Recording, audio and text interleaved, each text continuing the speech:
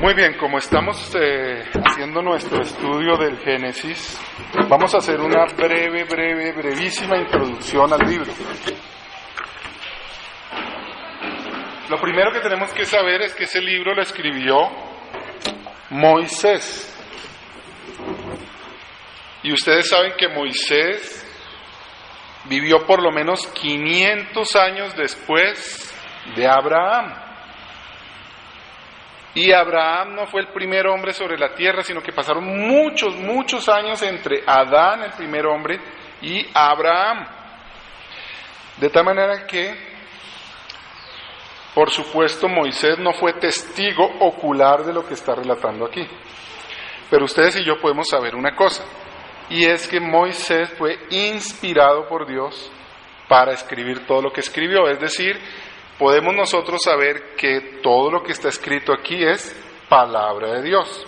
Fue escrito por Dios mismo usando a Moisés. Por lo tanto, la primera conclusión de nuestro entendimiento del libro de Génesis y sobre todo el relato de la creación es que es un relato histórico. No es un relato mítico, no es un relato simbólico, es un relato histórico. Lo que está aquí relatado es verídico. Los personajes que aquí vamos a ir viendo en los siguientes capítulos son personajes reales. Muchas personas quieren hacernos creer y enseñan que Génesis es un libro simbólico o un libro mitológico, pero no es así. Lo segundo que debemos entender es que cuando Moisés escribió este libro, lo escribió para unas personas específicas. No lo escribió pensando en primer lugar en nosotros. Lo escribió pensando en las personas de su tiempo. Aunque sabemos que Dios dirigió a Moisés para que cada cosa que escribiera sirviera y fuera verdaderamente palabra de Dios para nosotros, cada palabra útil y verdadera para nosotros hoy, también debemos entender nosotros que esas palabras fueron escritas en primer lugar para los contemporáneos de Moisés. El relato que Moisés está dando tiene un modelo para que las personas de su tiempo las pudieran entender. Por eso es que el relato de Moisés, que encontramos en Génesis, se parece mucho a otros relatos que produjeron otros pueblos del mundo antiguo. De hecho, eso fue a propósito. Los israelitas habían escuchado la historia de la creación que los egipcios tenían, habían escuchado probablemente la historia de los babilónicos, bueno, aunque en esa época no eran babilónicos todavía, pero de la tierra de Ur, los relatos que ellos habían tenido acerca de la creación del mundo, y así de tal vez algunos otros pueblos. Los israelitas conocían, y Moisés, por supuesto, habiendo sido educado para ser faraón, conocía los relatos de estos pueblos, de tal manera que él usó los mismos lenguajes, la misma cosmovisión, la forma como esas personas entendían el mundo. Moisés utilizó esa forma de ellos entender el mundo para redactar el libro de Génesis, para que ellos lo pudieran entender en su forma de ver el mundo. Por otro lado, sabemos que los relatos se parecen porque, por muy desviados y desvirtuados que estén los relatos de los demás pueblos, esos relatos se desprenden de una historia real. Ustedes y yo vamos a leer en el capítulo 11 lo que sucedió en Babel, la confusión de las lenguas. Ahora, cuando los pueblos se desunieron a causa de que cada grupo tenía lenguas diferentes, ellos, cada uno en su lengua, dio o un relato escrito o un relato verbal de lo que la tradición oral hasta el primer hombre, que es Adán, hicieron. Por eso muchos de los relatos, sobre todo los más antiguos, se parecen y tienen por qué parecerse, aunque ellos no son inspirados, y por lo tanto esas personas en sus relatos realmente no están diciendo la verdad, la revelación de la verdad, pero sí se parecen. Voy a darles un ejemplo que nos va a servir hasta el día de hoy. Ustedes y yo vivimos en Bogotá. ¿Ustedes recuerdan cuáles eran los primeros habitantes de Bogotá, de la sabana de Bogotá? ¿Cómo se llamaban? Los chibchas, más especialmente los muiscas, exacto. De la familia de los chibchas, los muiscas fueron los primeros que habitaron, o bueno, probablemente los primeros que conocemos de los que habitaron la sabana de Bogotá. ¿Ustedes recuerdan ellos cómo explican el salto del Tequendama en la mitología muisca? Ellos dicen que hubo una gran inundación y que Bachué vino y rompió una roca y se derramó el agua y esa inundación terminó. ¿Sabían ustedes que la inmensa mayoría, por muy lejana que sea la tribu, de todas las tribus de la tierra, tienen un relato acerca del diluvio? Cada uno diferente. Aquí tenemos a Bachué rompiendo la roca y generando el salto de Tequendama, y cada uno en su cultura, en su familia lingüística tenían un relato, pero todos tenían en común el relato de un gran diluvio. ¿No les parece eso interesante? A eso es a lo que me refiero. Cada tribu y nación han recibido de alguna manera un legado, un relato de la historia de la creación, por supuesto mitológico y muy desfigurado, pero parecidos los unos con los otros, y eso fue lo que usó Dios y usó Moisés para hacer el relato, pero no podemos confundir el relato verídico inspirado de Dios a Moisés de los relatos que encuentran los historiadores y los antropólogos alrededor del mundo. Todo esto para defender la fe, porque ustedes van a escuchar en muchas partes que la gente dice, no, es que Moisés se copió del tal no sé dónde, y de Sisemás, y de la cultura tal, y de la tribu tal, y eso es una copia. Pero ustedes y yo ahora podemos defender la fe diciendo, es verdad que se parecen, es verdad que Moisés usó el modelo de ellos, pero también es verdad que cada cosa que está en lo que Moisés escribió es verdadero, porque es palabra inspirada de Dios. Por lo tanto, una tercera conclusión que sacamos de esta introducción del libro de Génesis escrito por Moisés es que no es un libro científico. Hoy en día las personas estamos procurando, y yo me confieso que algunas veces incluso todavía trato de ver explicaciones biológicas y geológicas en el relato del Génesis. Pero el relato del Génesis no tiene como propósito explicar desde el punto de vista científico la creación del mundo. No, porque las personas a las cuales fue dirigido este libro no tenían ninguno de los conocimientos científicos que ustedes y yo tenemos hoy. Sería muy raro querer pretender que Moisés está explicándole al pueblo israelita de hace 3.500 años la forma como Dios creó las cosas desde el punto de vista científico, cuando ellos no tenían ninguno de los conocimientos científicos que tenemos hoy. Entonces, no es un relato científico, no busca explicar la forma como Dios creó las cosas desde el punto de vista de la biología, ni de la geología, sino desde la parte de cómo funcionan, para qué existen. Y ustedes hoy lo pudimos ver en el relato de el Génesis 1. ¿Para qué existe la luz? ¿Para qué existen las tinieblas? ¿Para qué existe el sol? ¿Para qué existe la luna? ¿Para qué existe la tierra seca? ¿Para qué existe la división entre las aguas de arriba y las de abajo? ¿Para qué existen los animales? ¿Y para qué existen, vamos a verlo el próximo domingo, los seres humanos? El relato del Génesis y el relato que encontramos es acerca de para qué existen las cosas, cuál es la función que tienen las cosas. Esa era la visión y el objetivo que tenía Moisés, y ese es el que debemos nosotros guardar en nuestra mente cuando leemos Génesis. Estar haciéndonos la pregunta, ¿para qué existen las cosas? Y cómo Génesis explica para qué ellas existen.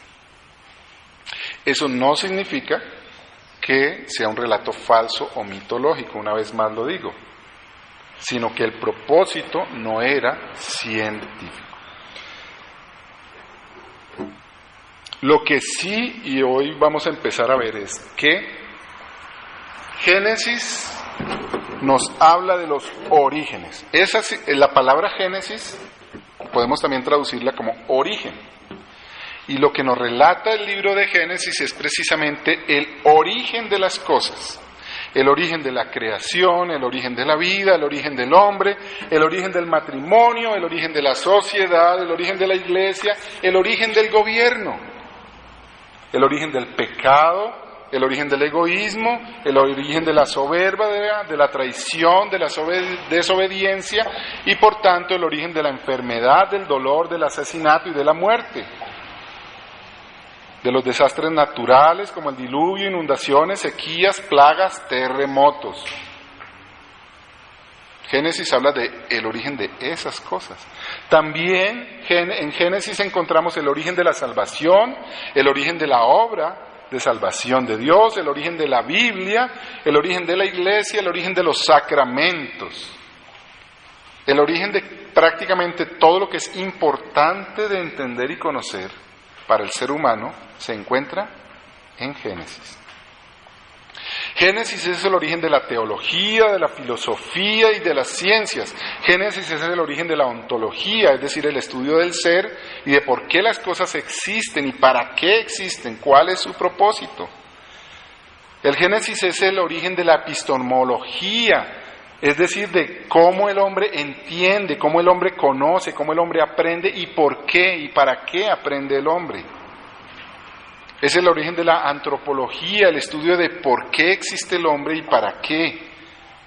Pero lo más importante, lo importante sobre todas las cosas, Génesis es el origen de la teología, el estudio de Dios.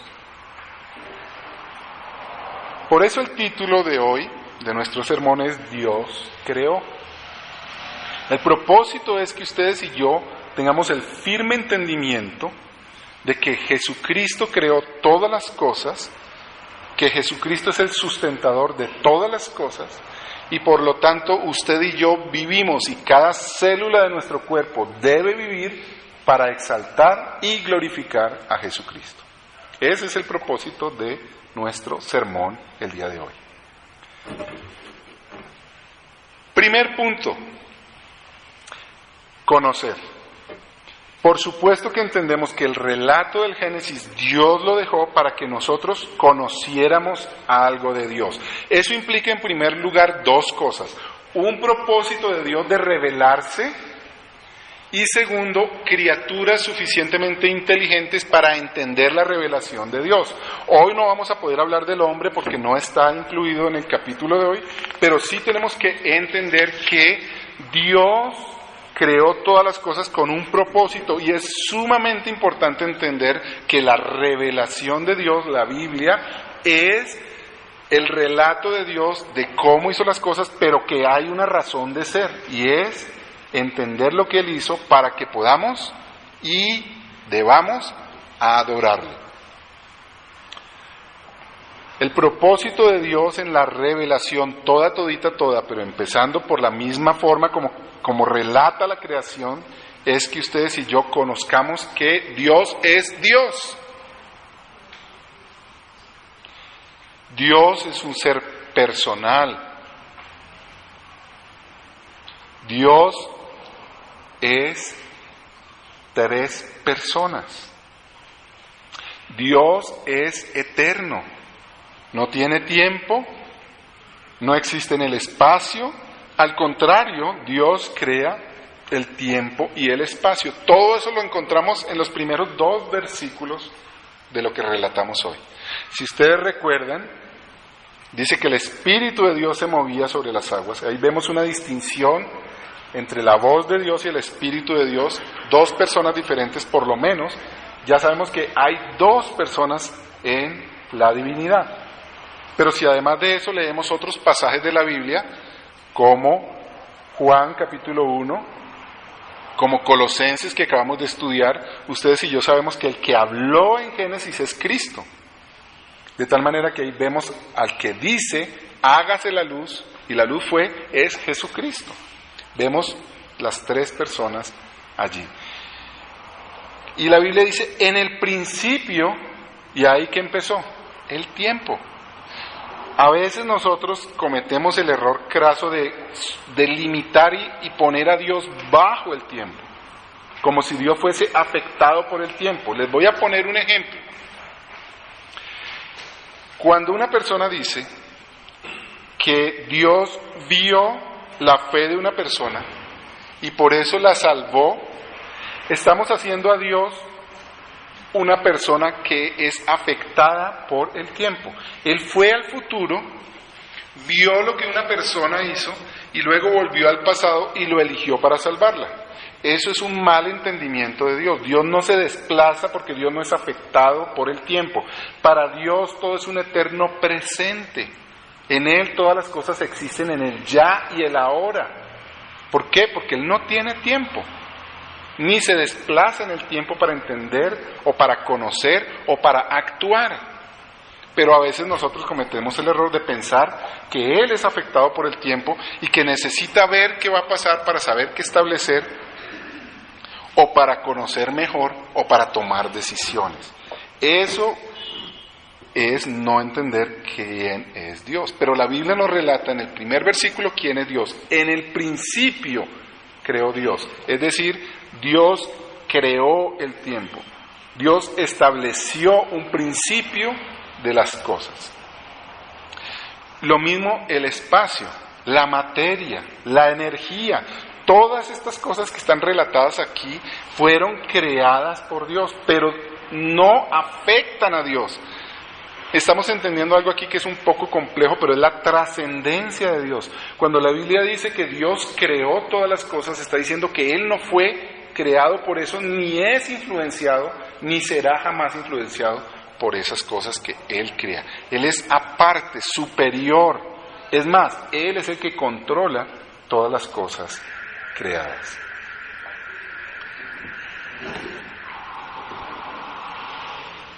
Pero como los niños respondieron hoy de una forma acertada, la Biblia dice que también este relato de la creación tiene el propósito de que nosotros entendamos su poder y su sabiduría. Las cosas creadas enseñan al ser humano acerca de el poder y de la sabiduría de Dios.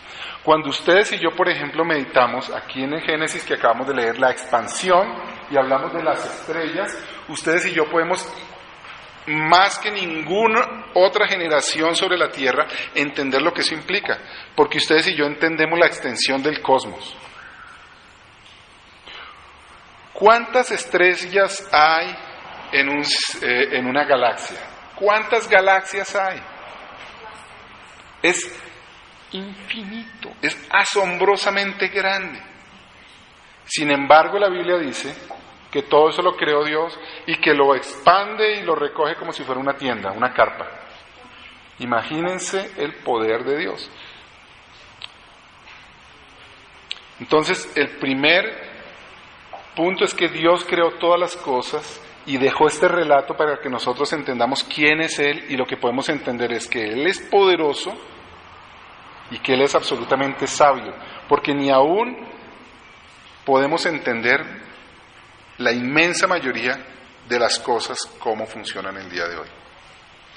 Voy a dejarlos un poquito consternados, pero cuando ustedes vayan al médico la próxima vez, téngale paciencia a ese pobre hombre.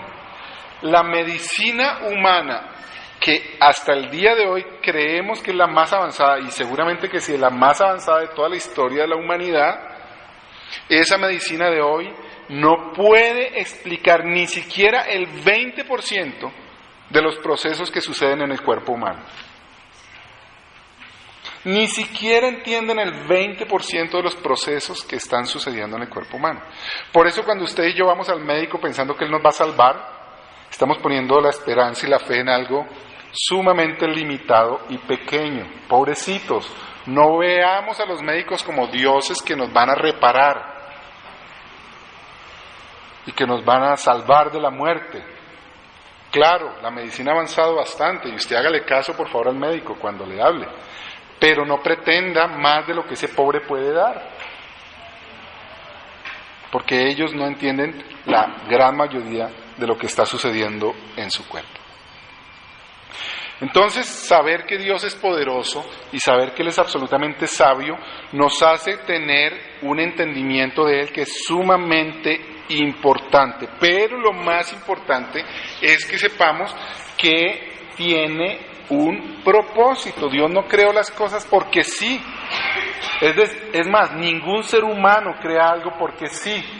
En nuestro sermón de los niños, uno de ellos dijo que Dios no había hecho los edificios, y él tiene razón. ¿Quién hizo los edificios? ¿Quién hace los edificios? Seres humanos. ¿Los seres humanos son inteligentes? Sí, no tan inteligentes como Dios, pero son inteligentes. Ahora, ¿ha visto usted algún ser humano que haga un edificio para nada? ¿Sin propósito? ¿Sin diseño? Es ridículo. Entonces, fíjense ustedes que el tercer gran entendimiento con el relato de Génesis es que hay un propósito. Dios creó las cosas por algo, por una buena razón. Voy a apelar a la memoria porque esto lo estudiamos hace algunas semanas, porque ya el libro que estudiamos la vez pasada fue Colosenses. Voy a leer un pedacito de un pasaje de Colosenses que está en el capítulo 1, versículo 15 y 16. Dice: Él es la imagen del Dios invisible, el primogénito de toda la creación, es decir, el que hace toda la creación. Porque por medio de Él fueron creadas todas las cosas en el cielo y en la tierra, visibles e invisibles, sean tronos, principados o autoridades, todo ha sido creado por medio de Él y para Él. Y para Él. Entonces, hermanos, ustedes y yo tenemos un relato del Génesis que tiene como propósito entender un poquito de quién es Dios, pero hay una razón detrás de eso, la razón fundamental del relato de la creación. ¿Para qué fuimos creados? Ese fue la intención de Moisés al dejar el relato original, y es la intención hasta el día de hoy del relato del Génesis. ¿Para qué? ¿Para qué ustedes y yo sabemos que Dios creó todas las cosas con su infinito poder y sabiduría?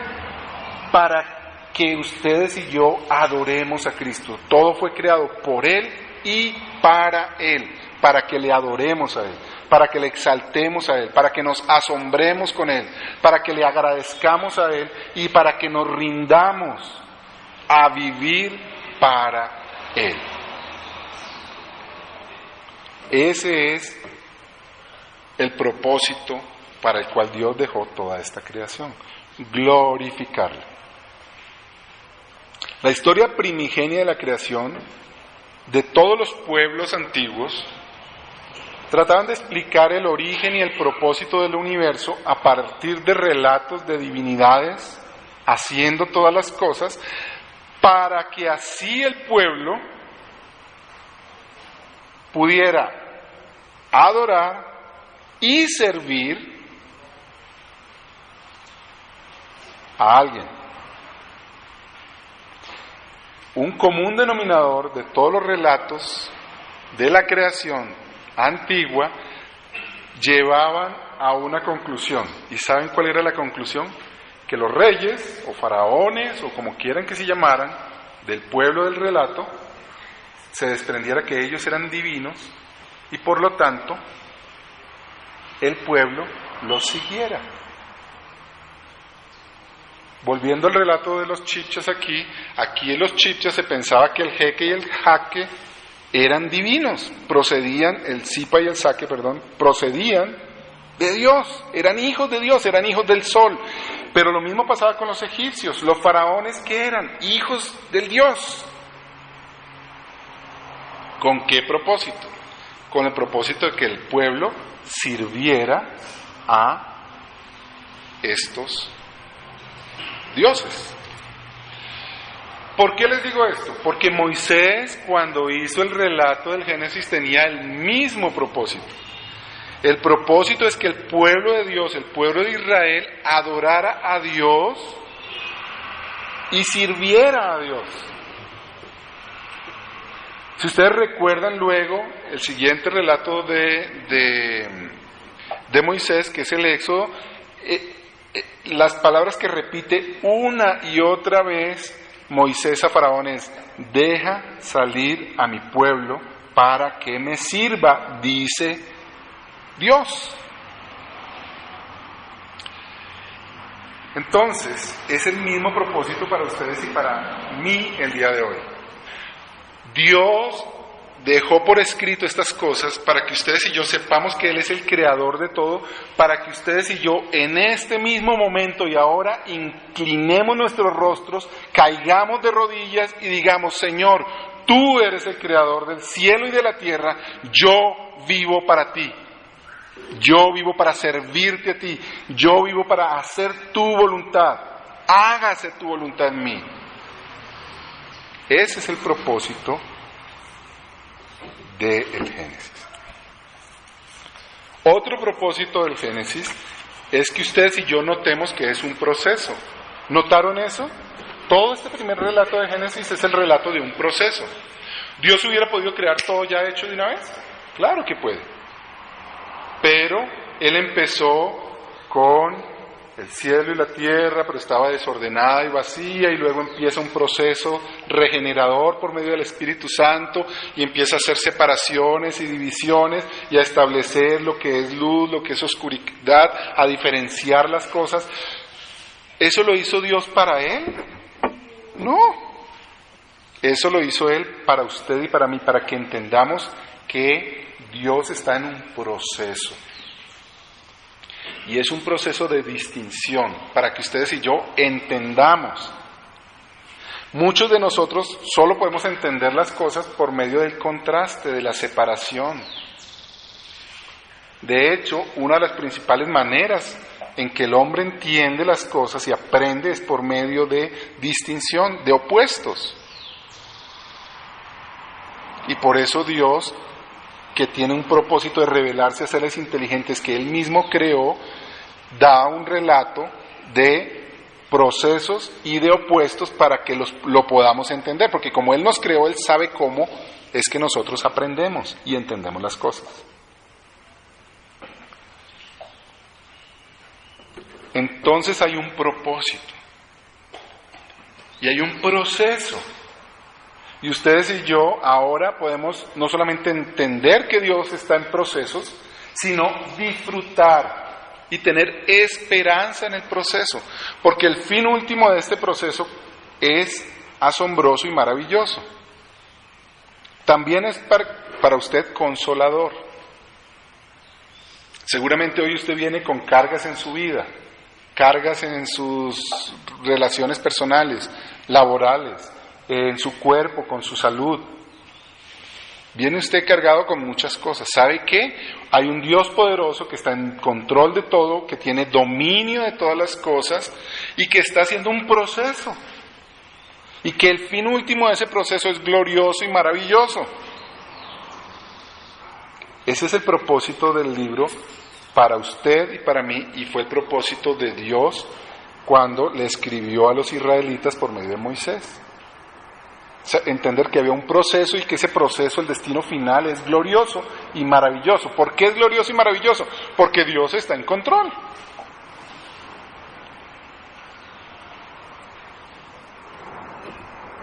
Y aun cuando en este momento hay seres inteligentes que no obedecen a Cristo, que no reconocen la autoridad de Cristo, es más, ni siquiera reconocen la existencia de Dios y de Cristo, aún así Dios está en control y Dios está en dominio y en autoridad. Por eso usted puede tener esperanza, la misma esperanza que estaba transmitiendo Moisés al pueblo de Israel cuando salieron de Egipto. Esperanza, confianza, seguridad, porque hay un Dios que está en control, poderoso. Y esa esperanza en este primer relato que acabamos de leer hasta el versículo 25, es la más maravillosa de todas porque es la esperanza del poder de la palabra de Dios. ¿Cómo creó Dios todas las cosas? Dijo Dios, hágase, y fue hecho. El poder de la palabra de Dios. Ahora, ¿cuál es el poder? ¿Qué es el poder? ¿O quién es el poder de la palabra de Dios? Dios, el verbo, la palabra, se hizo carne. Cristo es la voz de Dios. Cristo es el que dijo, hágase la luz, y fue la luz. Cristo es el poder de Dios.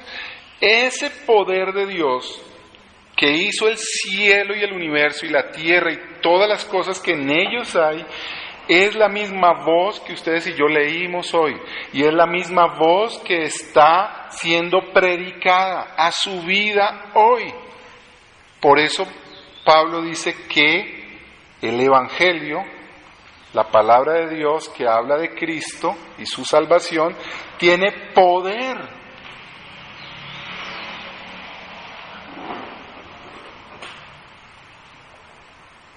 Y cuando ustedes y yo entendemos que la palabra de Dios tiene poder en su vida y está haciendo un proceso en su vida y está haciendo una transformación en su vida, pero además está recreando, y el destino final, el producto final de todo esto es maravilloso, usted puede no solamente estar en gozo y en paz, pero lo más importante, adorar a Cristo.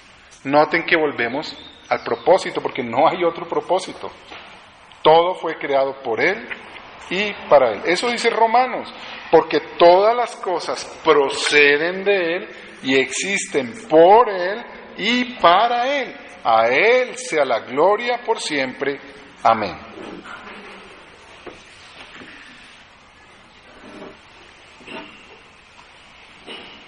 El tercer punto es que todo lo que Dios ha revelado aquí también es para que nos deleitemos en Él. Para que nos deleitemos en Él.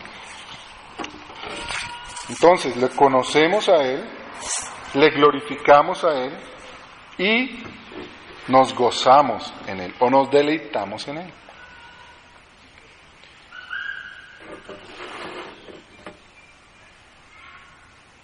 Nos deleitamos en Cristo, no solamente porque Él tiene el poder, nos deleitamos en Cristo no solamente porque Él está en dominio y control de todas las cosas, nos deleitamos en Él porque nosotros somos los recipientes de su amor. Somos los recipientes de su amor. Jesucristo no solamente creó todas las cosas, Jesucristo sostiene, sustenta, nutre todas las cosas hasta el día de hoy. Hebreos 1:3 dice, el Hijo es el resplandor de la gloria de Dios, la fiel imagen de todo lo que Él es y el que sostiene todas las cosas con su palabra poderosa.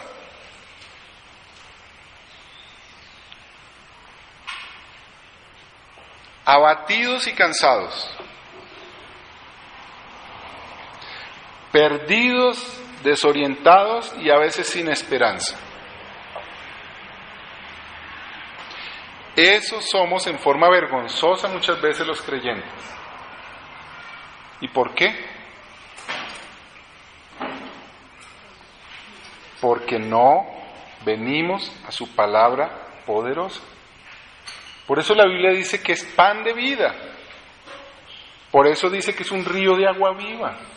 La palabra nos habla de Cristo y cuando nosotros leemos la palabra, estudiamos la palabra, nos compartimos la palabra, nos estamos alimentando de Cristo y eso da no solamente satisfacción, sino alegría, energía, gozo, deleite.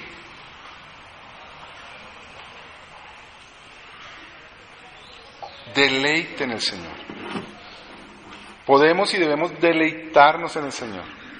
No sé si usted se deleitó en este relato del Génesis, pero si usted iba haciendo la película mental, cada vez que ve un relato de las cosas como fueron creadas, y ahora ustedes y yo que tenemos la tecnología, yo no sé si ustedes han visto esas películas que hay ahora, esos videos que hay acerca de la vida, y entonces ellos muestran cómo algo empieza, hacen unas tomas, ponen una cámara fija y siembran algunas semillas, y luego las riegan y después ponen en cámara rápida cómo eso va floreciendo y cómo sale una flor. Eso es una cosa asombrosa, pero verdadera. Tal vez ustedes han visto esos videos donde van a ciertos lugares donde hay tantos pájaros que se oscurece el sol y a veces hay sombra por la cantidad tan inmensa de pájaros que hay. Tal vez usted ha visto un video en que están en el fondo del mar y vemos el esplendor de los colores y los diversos tipos de peces y los millares y millones de peces que hay. Ustedes, más que ninguna otra generación, han podido ver el esplendor del poder de Dios en su creación. Y no solamente eso, podemos disfrutarlo, porque eso nos da mucha alegría, eso satisface, más que el arte de los seres humanos, satisface.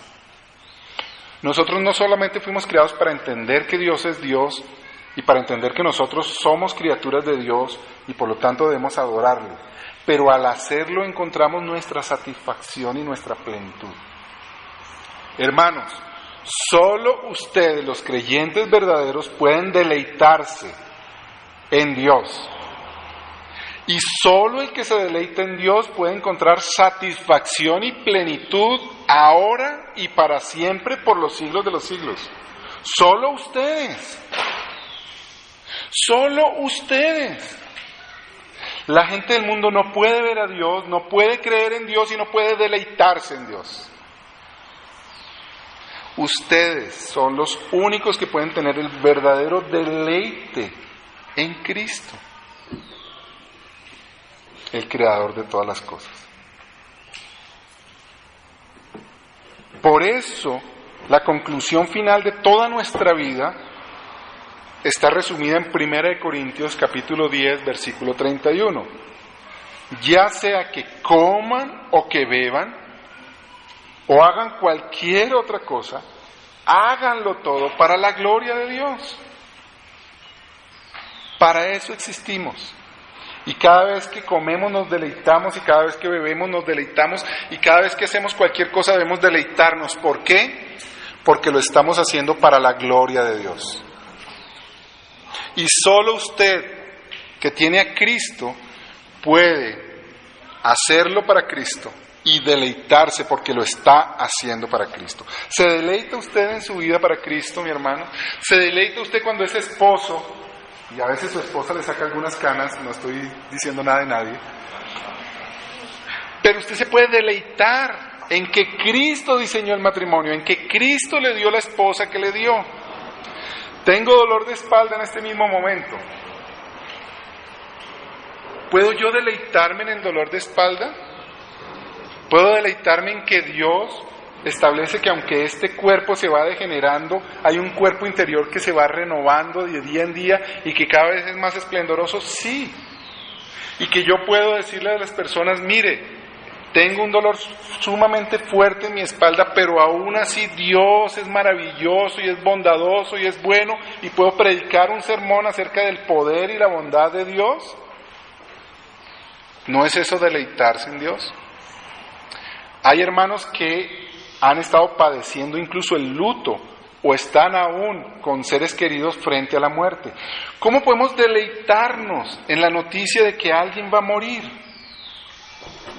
Solo en Cristo. Pero en Cristo podemos, porque Cristo ha vencido la muerte, sorbida la muerte en victoria. ¿No es el creyente el único que puede gozarse y deleitarse aún estando frente a la muerte? Él puede, ustedes pueden, porque ustedes son de Cristo y el poder de Cristo garantiza que así como mueren serán resucitados. y que en el mismo momento en que ustedes mueran y su alma sea separada de su cuerpo, esa alma suya va a estar regocijándose en la presencia del Señor. ¿No es eso una buena noticia? Ese es el poder de Dios en Cristo. Y ustedes pueden deleitarse. Y de eso se trata este relato de Génesis, de que conozcamos a Cristo, glorifiquemos a Cristo y nos deleitemos en Cristo. Hagámoslo, hermanos. Vamos a orar. Señor, queremos darte gracias porque en tu relato podemos conocer cuán poderoso eres. Al conocer cuán poderoso y sabio eres, podemos postrarnos en adoración a ti, que eres el único Dios verdadero, creador de todas las cosas. Pero además eres un Dios personal que ha entrado en una relación íntima con nosotros y nos amas. Y por tanto no solamente podemos conocerte y glorificarte, pero podemos disfrutar de ti. Te damos gracias, Señor, por lo que tú has hecho, haces y harás en Cristo Jesús con nosotros. Amén.